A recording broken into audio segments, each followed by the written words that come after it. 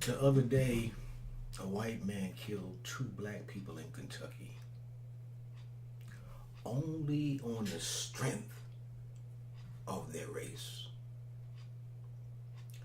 Now, I'm hearing today so many people are encouraging people to go out and vote, get your early vote in, vote Democrat, vote Republican. Um, I'm hearing the whole anxiety around voting. And I really wonder, and I would love someone to explain to me, but be specific, not just, hey, I got the right to vote, so I want to vote. Now, that's great. If you feel like you've earned the right to vote and you just want to vote on the strength of voting, to me, that's great. It's powerful. But what do black people yield in America from voting is what I'd like to understand. Because I've been out here since 1962, and the same things that they were telling people once we got the right to vote in 64, 65, 68, whatever it was. I think the Voting Rights Act was 64, 65. So we probably got to vote in 68 election or something. But anyway, I was too young at that point, so that didn't concern me. But the thing is, in terms of your vote and the power of it, I'm trying to understand that, because looking at this thing 50 years later, the only thing that I see that black people have gained in America is materialism. I mean, that's all I see is materialism. I don't see to where we're getting necessarily educated any better. I don't see where our social situation is any better.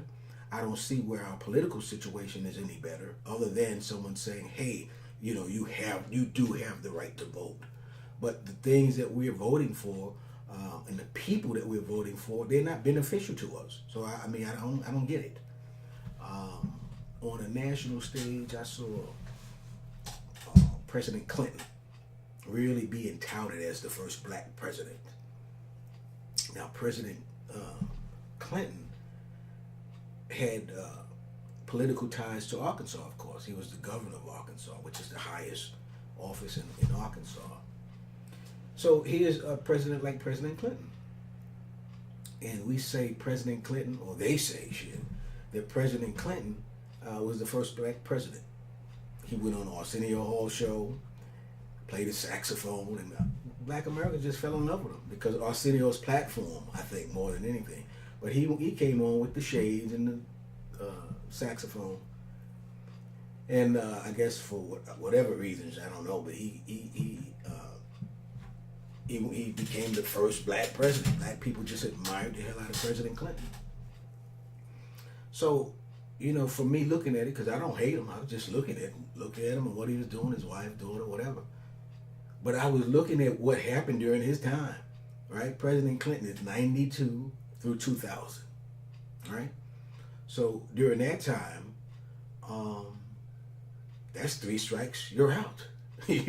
So I'm thinking, okay, well, as a black person, granted, I'm not for criminals, but I'm not for something that weighs heavily against black people more so than everybody else, that incarcerates them for the rest of their lives. So if you mess around on your 3rd strike and steal a pack of gum, they was putting you away for the rest of your life. And this from Clinton. So I'm thinking, okay, what's so good about that for black people?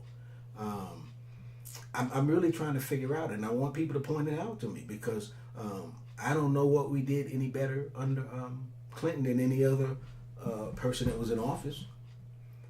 I don't understand what the importance of our voting President Clinton into office meant, since everybody encourages, go out, get out and vote. But one thing I notice every time is when people act up, that's when things actually get changed. No one usually does anything, or it takes a while when people try to move things peacefully. The way you move things and get them to change almost immediately is through violence. We could just look at our government. We could just look at our government. We could just look at our government as an example of that, right? So when you're asking me to vote, then I look, I say, okay, well, the next round after Clinton came Baby Bush. So Baby Bush, 2000 to 2008. What happened for Baby Bush during that time? What did we get from Baby Bush?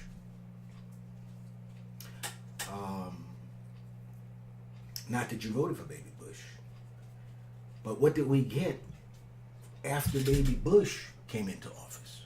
I mean, after Baby Bush left office, we got President Obama from 2008 to 2016.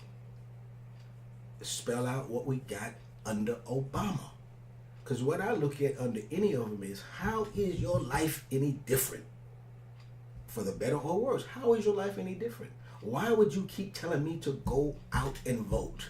In 1968, Dr. Martin Luther King was killed on the basis of a race. If you're watching, 2018, 2018, black people are being killed by white police. What has changed in this country? 1968, when Dr. Martin Luther King gets killed. Or I should say before that. Chicago is not a saintly place per se, the South Side, but it's certainly not where black people are killing each other every day at alarming rates. 2018, the city of Chicago, black people are killing black people. Where has things gotten better? I mean, are you watching what's happening? I'm looking at a situation where people are talking politics and telling people to go out and vote and be a pro-American and get involved. Do we realize as black people that we were brought here to be slaves? They never wanted black people for anything else. We were brought here to be slaves. We were brought here to be slaves. So the point I'm getting to is, once this whole thing started working itself out politically to where you freed the black people, the question became, what do we do with them now? And since we never expected black people to be incepted into our way of life as an equal, what do we do now? And so ever since that time, the push has been on, if you're watching, not listening, the push has been on to eliminate black people. And I'm not saying this from a conspiracy theorist perspective. I'm talking about from what I'm watching. You know, there was a guy, 1980, he ran for president and won. And he was from Cali, actor, Ronald Reagan. Now, to Ronald Reagan, if you ask most white people, especially conservative Republicans, Ronald Reagan was damn near the best thing since sliced bread. They loved him. And even to this day, if you talk politics and you talk conservatism, you're talking Ronald Reagan. They adored him. He even given his economic positions that he took. Even given that he fired the damn air traffic controllers, right? He went down as a no-nonsense guy. Conservatism. They loved Ronald Reagan. His name has the face of conservatism on it. Now, he was in office from 1980 to 1988.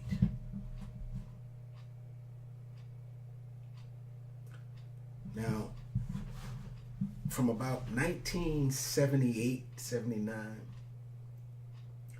there came a drug in this country. Crack. Crack is a product of, a byproduct of cocaine.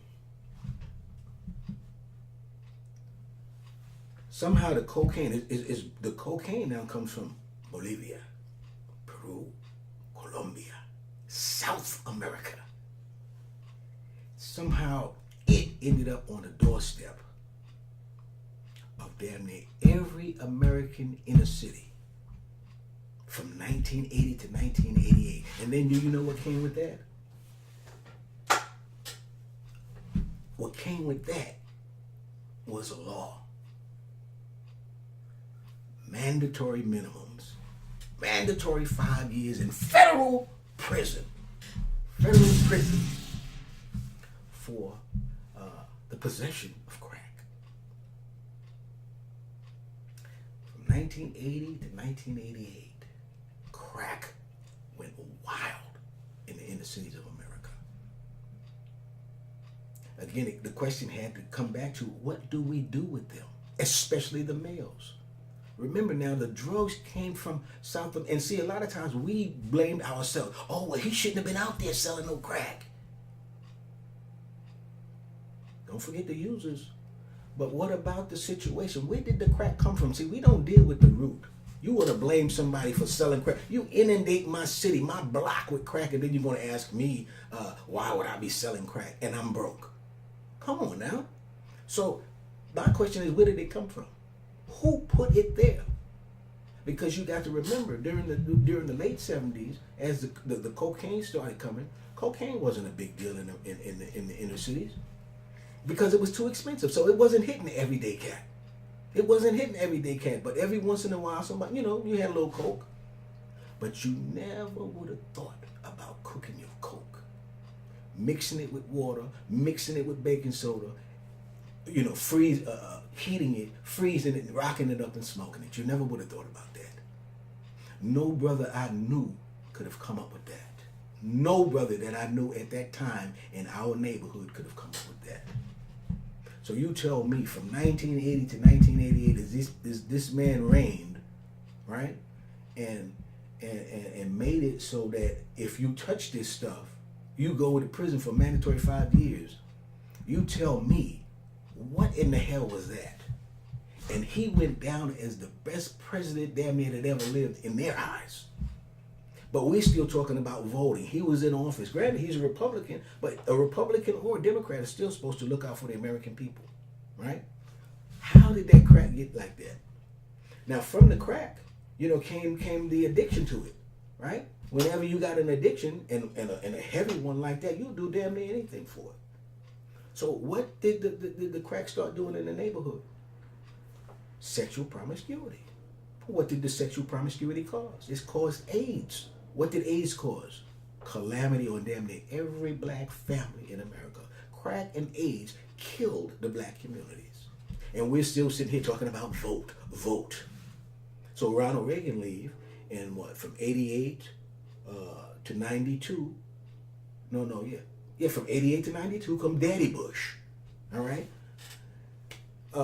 I can't tell you anything that Daddy Bush did except continue the policies of President Reagan. Right? Then, from 92 to 2000 come our boy Clinton. Bill Clinton.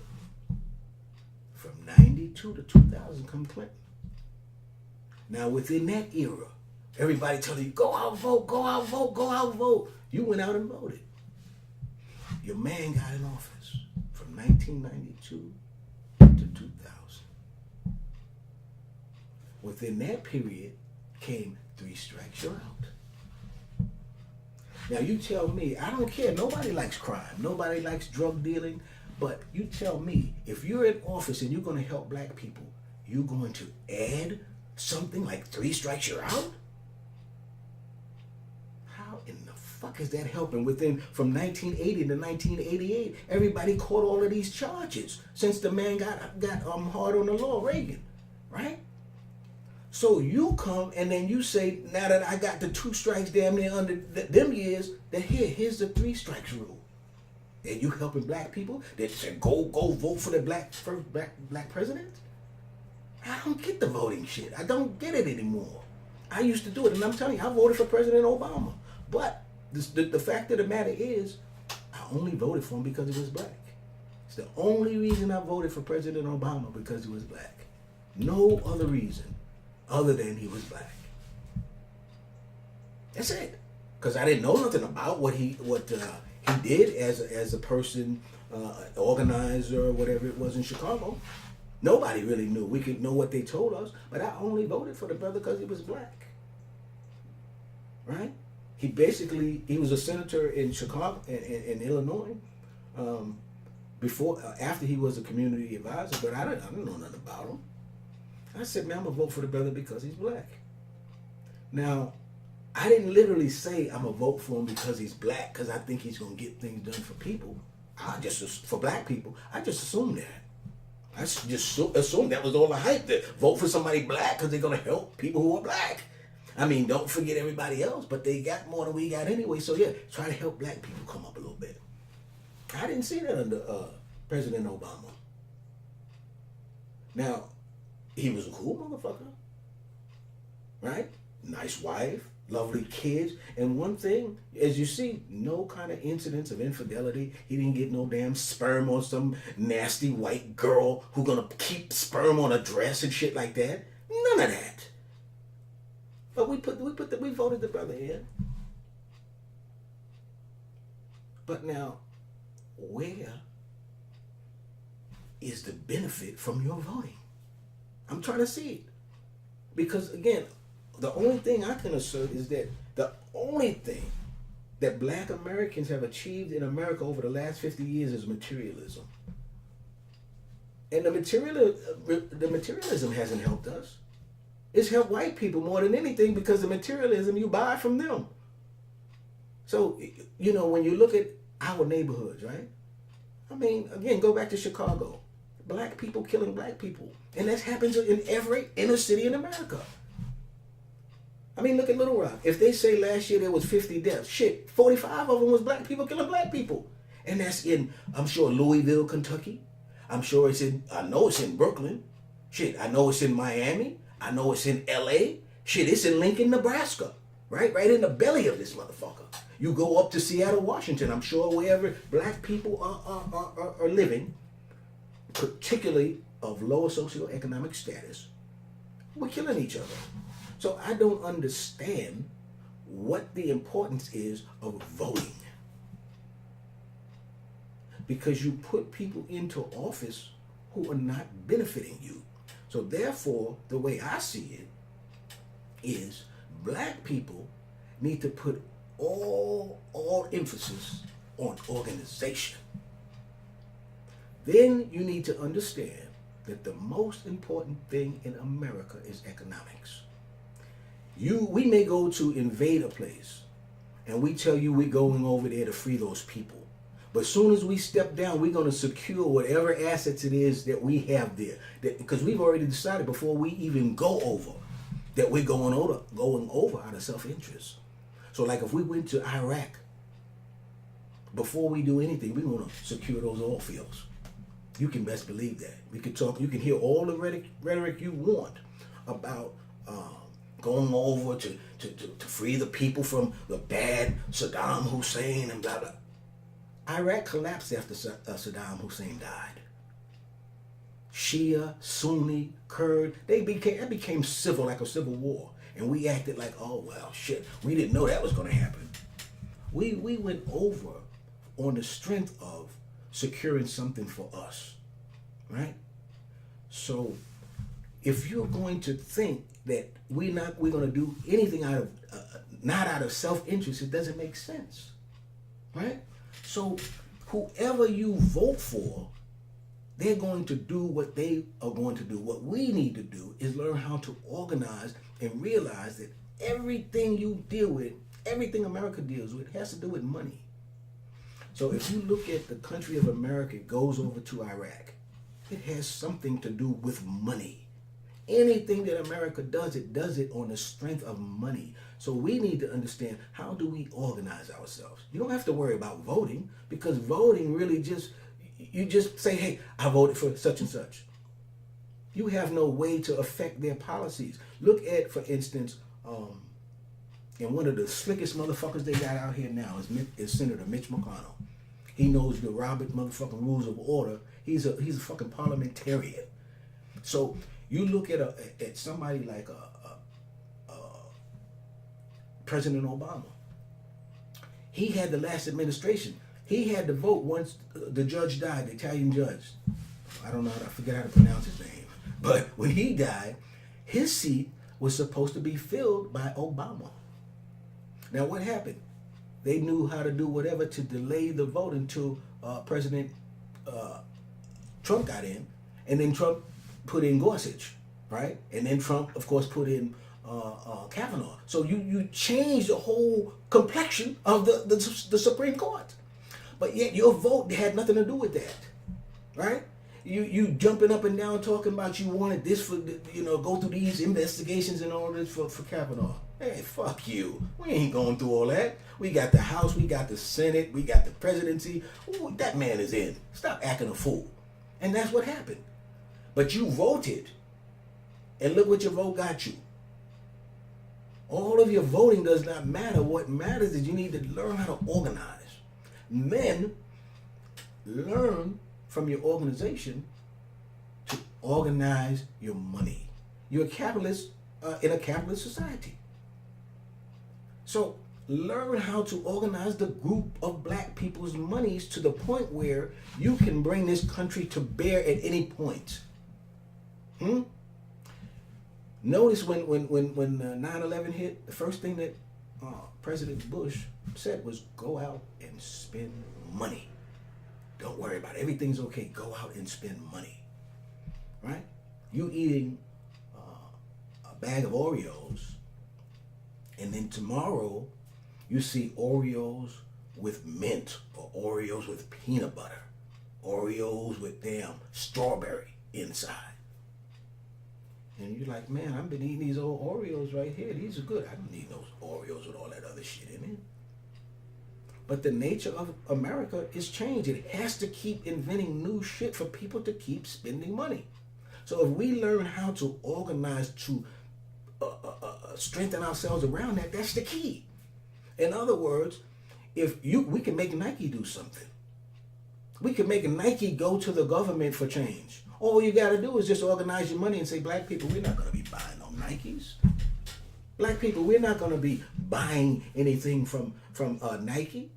We're totally going to withhold our monies from Nike. And if we had a loyal following from an organization, from an organizational standpoint, we would make Nike do anything we want them to do. Not just Nike. I want you to look now. When you're in the shopping center, you're in a Kroger, a shopping supermarket, I want you to look in people's baskets. Black people, we are the consumers of America. We are the consumers of America. If we stop spending, man, we bring this motherfucker to a halt. I'm telling you, we got a hell of an economy. We can bring this country to a halt anytime we wanted to if we were organized. You don't need to vote. You need to organize and organize your money. You're dealing with a capitalist society. You can bring any corporation to its knees. Look, most of the stuff that I get from Walmart, most of it that you probably get, you don't really need it. That's why Walmart is trying to bring us the cheapest stuff to entice us to come in and buy it anyway. We don't really need it. What if black people, I'm telling you this now, what if black people decided, if we were organized, let's not shop at Walmart. Let's not shop at Walmart for a week. Do you know how much money Walmart would lose? They would lose a lot of money. We have major spending power in this country. We don't realize it because we're sparsed out. We're sparsed out. We don't realize it. If we realized it and had a way to organize, which that's very difficult, that's where we need to put our energies, not into voting and all of this stuff around voting, in organizing the black dollar. You will bring any politician to the seat and he'll kowtow to you. Why? That's what politicians are about. So you wouldn't need to be worrying about voting. You would just have to look and say, who's the politician in office? Okay? Now, one of the things you would learn to do from organizing is we would first take some monies and create our own media outlet. You can do that on the internet in these places, but it's not the major platform. We need the major platform, right? So that when someone's telling you something, if it's not accurate, the story can be told to you in another way as it pertains to you. Like you could be on TV, or you could be listening to TV, I should say, and someone could say to you, the unemployment rate amongst black people is down 10% this year. Now it's at 2.1%. Okay, you just heard that. But you motherfucking know Leroy, Bubba, Skillet, Cedric, Antoine. None of these motherfuckers got jobs. But they said the unemployment rate is down at 2.1%. That has no relevance to you, really. First of all, you don't know how they got that shit, because like I said, you and all your aforementioned friends, you ain't got no jobs. But the point is, they're telling you this from their standpoint. What is your standpoint? Just like you see, a story, and I'm going to sidetrack for a second here just to say this. Write your own stories, your own history that you know, because you can see a story, and before you know it, that story is not the way that you necessarily know it. It's like, oh, that's the way it happened? Oh, okay. Why is that? Because Joe Schwartz is the one telling the story. Joe Schwartz ain't never lived in no motherfucking hood. Before you know it, he's telling you everything about the hood. And you sitting there after a while believing it. Knowing, shit, I lived that. That shit didn't happen like that. So tell your story. If you don't, other people will tell your story for you and tell it how they want. But they're being genuine, but it's from their perspective. Their perspective is not how it was or how it is. Right? So the going back to it, it has to be dealt with from an economic standpoint, right? I mean, everything from a fucking Hershey bar to potato chips, goddamn meat skins, or what you call them, shit from Fatback and all that shit. All that shit, we consume it, right? Even though we don't have the hell of a paying jobs as they do, we consume all of that shit. We consume Tropicana, orange juice, all of that shit, man. All of that. Every damn thing, man. You go into and Lord, don't. Man, if we decided to stop eating fucking chicken, come on now. Now, don't get me wrong. White folk got fucking chicken cacciatore, chicken parmigiana, chicken this, chicken that. So they eat a lot of fucking chicken too. And that's another thing about how people can change the story. They're talking about black people with chicken. Like I said, they got chicken parmigiana, chicken cacciatore, chicken revoluni, chicken. They got all these kind of chicken shit. They eat just as much chicken, but they can turn around and make it like a cultural thing. Black people with the chicken. It's because they're telling the story. But we do eat our fair share of chicken, right? So imagine if black people said, you know what? As a cultural thing, or just as a political, we're not going to eat chicken for 30 days. Do you realize the calamity that we would cause in America in the economic system? We have power, but the thing is, the power is within us. It's not in voting. I'm going to tell you something, like I said, about our country. When somebody does you wrong, you go and you retaliate. That's the only answer. Peace is a laudable goal. Peace is very laudable, but peace does not get you anywhere. Peace does not get you anything but killed. It's a laudable goal, and if it could happen, I would love it. Everybody, peace. There could never be peace. All you got to do is sit two dogs out on the lawn there and put a thing of food, which they got to have, and see what happened. They're not going to share that shit. It's whoever the strongest motherfucking dog is who's going to get the food and be able to survive. So when you talk about anything dealing with a race, it has to be dealt with from the perspective of what is the underlying issues that are dealt with in America.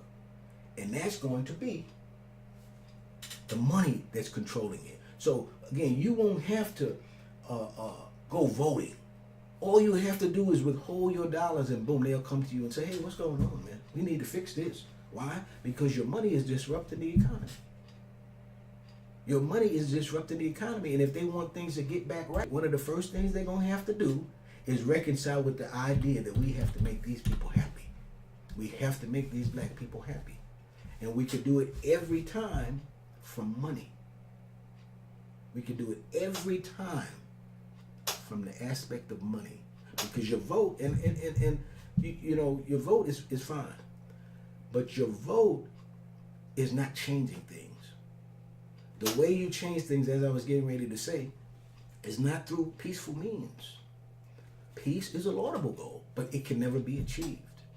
If you look, as I do, I take the aim from my American government. When somebody does something to us, we go out and we obliterate their cities, their towns, put sanctions on them so they'll have emaciated babies and shit like that. That's what we do. If you have, because we're going through this whole bullying thing.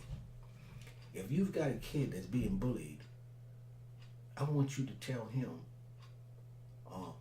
to just sit there in peace and don't do anything to the bully. Or tell him you're going to talk to the principal about it. And see if him just being peaceful and or you going to talk to the principal and the teacher or whoever. See if his situation gets better.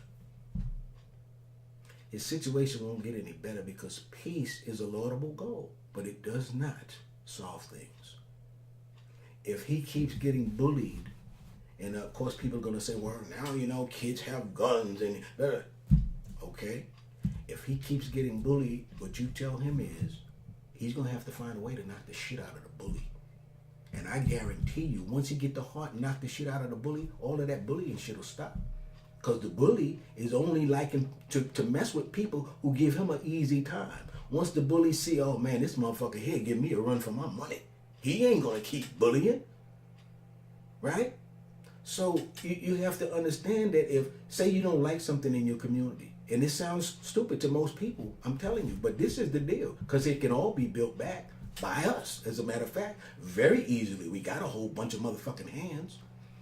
But when shit gets out of hand and you don't like something, the idea is to start burning shit down, man. I don't care if it's in your community, whatever, start burning shit down. It affects them economically. That's the only thing we have control of in this society is the fire. It's the fire. Right? So you first are going to have your economic means, right? If that doesn't work, and it will work, but in conjunction to that too, your answer has to be acting up. It can't just be, okay, well, we're going to go march in peace. I love Dr. Martin Luther King, but where's he at? Right? Now, he made a big push for peace. But again, in 2019, if the police are killing black folk, what do you think the civilians are doing? We just saw what the civilians want to do. If all of them could and wouldn't have no ramification, they would do just what the guy did in the parking lot in Kentucky. Start killing black people on the strength of you're black, we don't like you, you're a nigga, blah, blah. And of course, this is not all white people. But the majority of the people that are white, they have no power. It's the ruling parties that are ruling them as well. It's plenty of white people, they love black people, love to live with them, marry them, all that. Those black people are powerless. Those white people are powerless, just as powerless as the black people. All right? But the thing that they have is that they can mesh with the overall society without a problem. You can't. See, the other day, the guy went into the synagogue and he killed those Jewish people. That's one of the only ways that he could do that is by going into a synagogue. Because let's say that you decide you want to kill Jews in a Kroger. Unless he's an Orthodox Jew or something like that, how are you going to know that he's a Jew? We come with face value, baby. We come with face value. So in America, we have to understand, you're going to deal with the money, but we know too, but it's usually against ourselves. We know that the way we deal with things usually is through violence, especially within ourselves. Somebody messes with you, we don't even call it, somebody fuck with you. What you've been told to do. You know what you've been told to do inside your house most of the time. You know what you've been told to do. And you can go look on the internet, anywhere. Most people know that most black people don't have a tolerance for a lot of shit. Right? If a guy came up to you, for instance, in the Kroger, like you seen, they did have another video I saw where a white man was, he accosted the black dude. I don't know what for, but the black dude punched him in his motherfucking mouth, man. He came and got too close in his space. He put his hand on, he punched him in the mouth. And it was like the white dude didn't understand it. Oh, you motherfucker, what are you doing? It was to the point where if you looked at the video, he didn't even realize he had put his hand on the black man because he thought that came automatic. He could do that. But he didn't understand that the black man, in retaliation, punched him in his motherfucking mouth, and he was acting like the black dude had no right to do that. I mean, that video was viral, so I'm sure you saw it. And it just made me think, why in the fuck would he think he could go up to somebody, put his hands on him, and not get punched in his motherfucking mouth? Especially by a black dude. Come on. Most black people don't take no shit like that, and we know that. That's the same way we supposed to act internationally, nationally, wherever. People fuck with you, yo, let's retaliate against them. If they came with us with guns, let's go with them with guns, whatever the case may be. But we listen to people, oh, don't do that. Be peaceful, go do a march. Go do a march? What the fuck's a march gonna do? Unless you're going marching over there where the fuck the people are who mess with you. Because you come, you want peace. But now when you're going based on something that somebody did to you, so you're retaliating, right? But that lets you understand, you know what it is, and I guarantee you, people will stop fucking with you, man. They will. There used to be, when I was growing up, there used to be certain areas that you could do things in, like rob and steal and shit like that. And then there was other areas you knew, like, yo, you ain't going over there. You know why? A motherfucker get a machete and chop your ass up or something if they catch you. So you didn't go over there because you knew, and that's what I'm saying. We need to set a precedence that people understand, but it has to be from organization first, right? And we will get our monies together, and we will get our defense together. Now, I was talking to a brother, and this is kind of funny to me, but I didn't laugh because that was the way he saw it. And there's been talk of a race war in America. I don't think it ever will come because I don't even know what it would look like. But anyway, we were talking about that, and he was telling me. He said, "Well, I don't own any weapons. Right now. I don't feel like I have a need for them, and that's cool. Might be a smart thing." He said, "Now, but if there was a race war, then I would get me some weapons."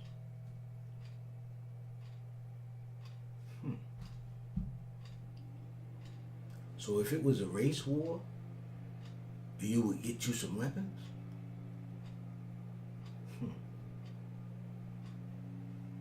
Who the fuck you want to get them from? Right now, we as people, we can get weapons. We can go buy them, and you sign, you got to register them, all that, right? If you go that route, who you getting them from? I haven't seen one black gun dealer in Arkansas. And I don't know about the other states. All the gun dealers are white. So if there is a race war, do you think he's going to sell you a weapon? To me, that was funny. But, like I said, I didn't laugh at the time because that's the way he was thinking. The way I was thinking was different. Perhaps he was thinking, and it could be, that, for money, that arms will start coming in from China.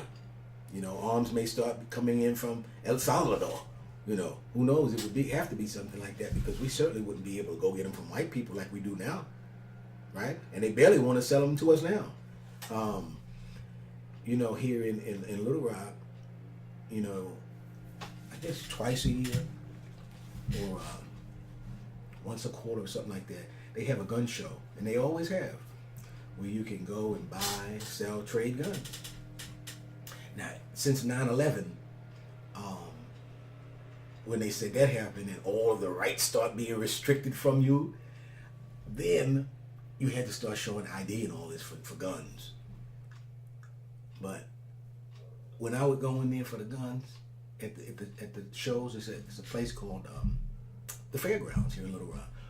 For years I've been going in there, years ago, before 9/11, the white folks still used to ask me for ID. All the white folks just buy, sell, and trade right over the counter. That was the purpose of the show, really. No one showing no ID. You could buy, sell, and trade guns. That's what the deal was. And these white folk in all of these rural states and all, that's what they've been doing for years. You go to a show, or they got other venues too, and they got shows in different counties all year round. And it's not a thing of violence. It's guns. It's collectibles. You know, it's for whatever you want it for. It's just the right to have something and you trade it around. But they always ask me for ID. Always ask me for ID way before 9/11. And I always used to just say to myself, you know what? These people talk about the right to this, the right to this, the right to this. I already knew. Man, as a black person, that shit is theory to you. Huh? That shit is theory in general. In practice, it don't work like that. So, this is what I did to the guy one time. He asked me for my ID. So I took my ID out. I showed him my ID. I put it back in my pocket.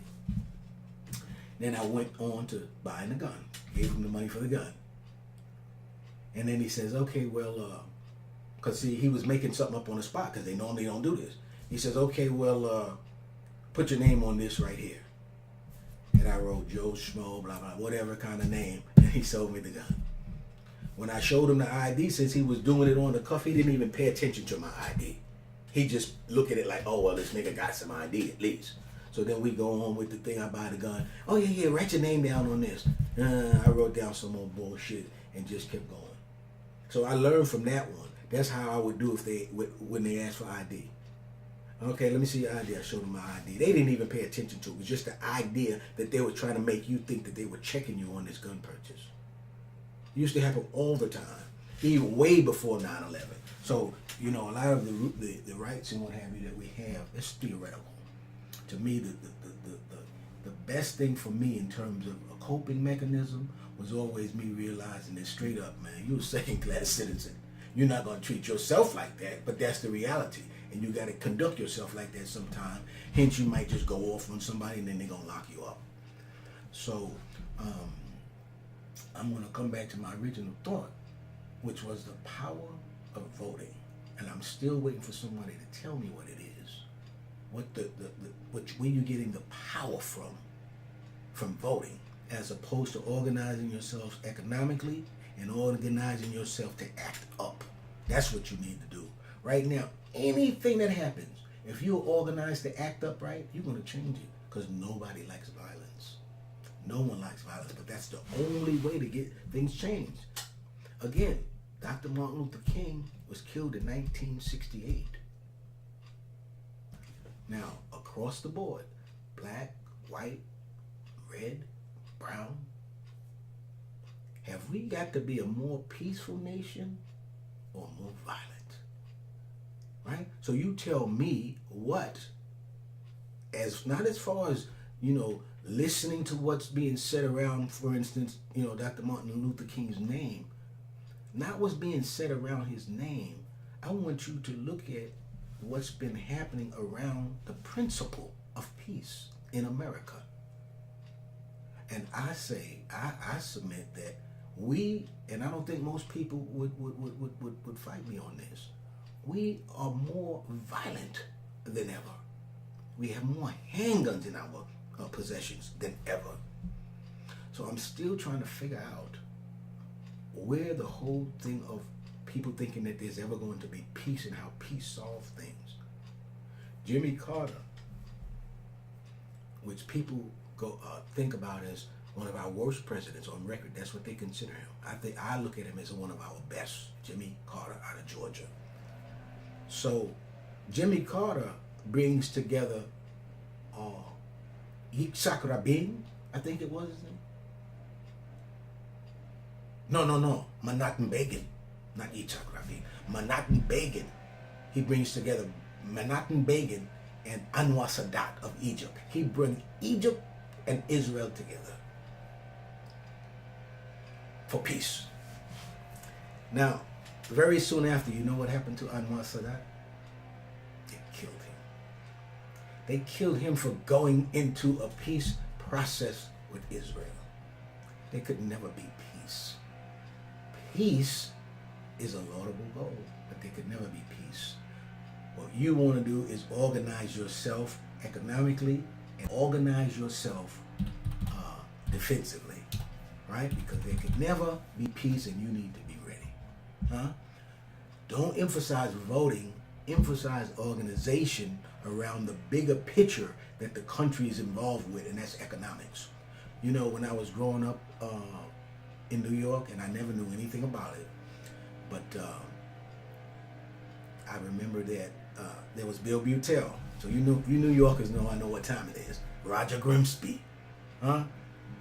And man, when they would come on, the first thing they talked about was the Dow Jones Industrial Average, the money. Before somebody could have got killed. Before they talked about the killing, they told you what the Dow Jones Industrial Average did that day, right?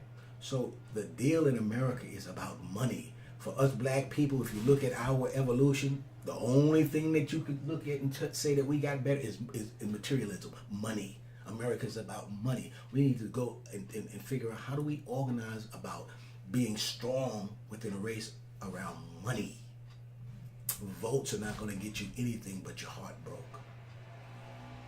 Money and defense